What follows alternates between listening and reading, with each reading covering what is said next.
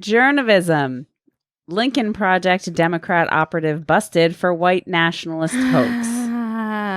I love that they're like, we can't wear these as regular Halloween costumes, so let's go stand in front of this Republican bus. This is so cynical, though, truly. I mean, to weaponize racism like this is the most deeply cynical and disgusting thing. So a bunch of Democratic operatives pretended to be Republicans, and then they stood in front of, there's this big election going on in Virginia for the new governor. And they stood in front of the Republican candidate Youngkin's bus, acting like they were supporters of his. And then all of the like aides for the Democratic nominee were like, this is the kind of supporters that they have for the Republican Party. And this is exactly who supports. And even the woman who died in Charlottesville, because this is a nod to Charlottesville, they all dressed up with tiki torches. Even like the lawyer for the girl who died was like, this is fucking disgusting. Maybe he didn't say fucking, but he was like, this is disgusting that you would use this cynically, weaponize this tragedy as a way to try and take away support from Youngkin. Yeah. It's really gross. It's so and like Glenn Greenwald said, there will be no repercussions for any of these people. And these were aides and MSNBC.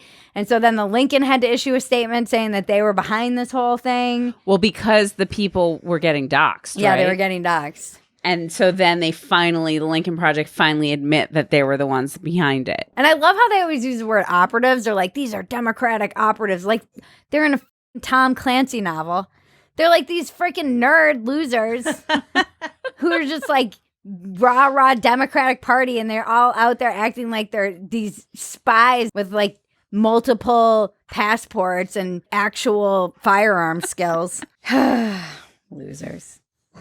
Okay, then we have Tucker Carlson has a documentary coming out about January 6th. The helicopters have left Afghanistan, and now they've landed here at home. And the left is hunting the right.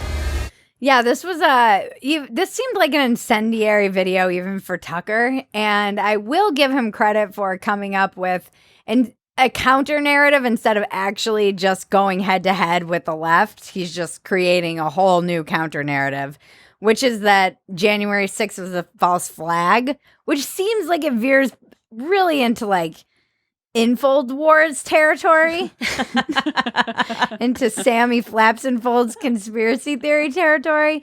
And it was weird too, because to be fair, the left started a lot of this rhetoric. They were saying that January 6th is the equivalent of 9/11 and that they're the American version of Al-Qaeda, which is so extreme. But in his video, he had like Osama bin Laden. And I was confused because right when they said like there have been false flags in America before, they showed Osama bin Laden, and I was like, are they saying 9/11 was an inside job? False flags have happened in this country. But maybe they were just saying they used 9/11 to foster lies to get us into the war in Iraq. Maybe. I don't know. Then they were showing these patriots and saying they were being waterboarded in Guantanamo and like left there to die. Sticking them in Guantanamo Bay for American citizens. Which seems a little bit extreme. And it does seem like it's activating this population of people that feels like the left is coming for them in a way that treats them like domestic terrorists. Although they're not entirely wrong because of the language that is being used. For instance, calling parents who go to school council meetings domestic terrorists, and that's coming right from the DOJ. So it's inflammatory. Yeah. And it has pictures of people who look like, you know, militias in the woods, which I'm kind of like, we don't need to be fueling this, Tucker. But then it was like I was talking to my husband about it, and we were going back and forth about just the whole narrative and all of it. And I was like, but it is going to be funny when we find out January 6th was a false flag. Because you just don't know. The problem with all of these things is that everything is true. Like, it's the same thing during the riots. It's true that there were instigators. It's true that there were probably right-wing agitators. It's true that there are left-wing Antifa agitators. And it's true that the majority of people were just protesters and not rioters. Now, same thing for January 6th. It's true there were just some people there stoked to be supporting Trump. And there were some people there who were agitators. There were some people there who were feds, probably. Well, clearly, that's come out. And there were some people there who might have been left-wing agitators.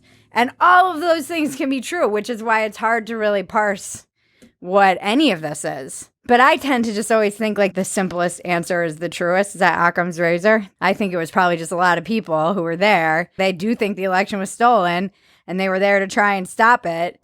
And some people went farther than others. And then you're in a mob and shit gets crazy. Yeah. But let me tell you, there is a lot of weirdness around that. This Tucker video is nuts. It's though. so It's nuts. insane. I'm like, do we But really then I need look at what this? the left does, and I'm like, you guys were all week talking about how Tucker was being insane with his false flag accusations, and then you literally did a false flag at the end of the week.